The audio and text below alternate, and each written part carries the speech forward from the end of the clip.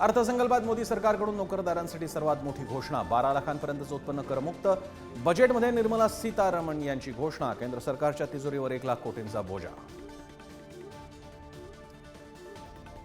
स्वदेशी कपडे, mobile phone, TV, electric वाहनं, चामड्याच्या वस्तू होणार स्वस्त। कॅन्सरवरील औषधं आणि मेडिकल उपकरणांच्या किमतीही कमी होणार। अर्थमंत्री निर्मला सीतारामन यांची बजेटमध्ये घोषणा। घरं मात्र महागणार। 36 जीवनावश्यक औषधांवरील करात सूट। कॅन्सरची औषधही स्वस्त होणार। मेडिकल क्षेत्रात 5 वर्षात 75,000 जागा भरणार।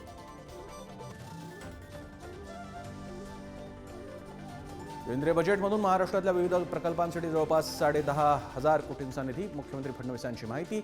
मुंबई मेट्रोसाठी 1,255 कोटी तर पुणे मेट्रोसाठी 699 कोटींची तरतूद।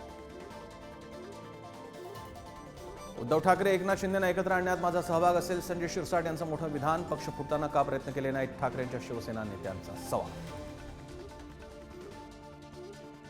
निवडणूक निकालांबाबत राज ठाकरेंनी उपस्थित केलेल्या शंका योग्यच। राज ठाकरेंच्या भूमिकेचं ठाकरेंच्या शिवसेनेच्या मुखपत्रातून समर्थन। धनंजय मुंडेंची पाठराखण केल्यानं नामदेव शास्त्री टीकेचे धनी। संतांनी राजकीय भूमिका घेणं योग्य नाही, प्रवीण दरेकरांनी सुनावलं तर संतोष देशमुखांची हत्या नामदेव शास्त्रींना मान्य आहे का, अंबादास दानवेचा सवाल।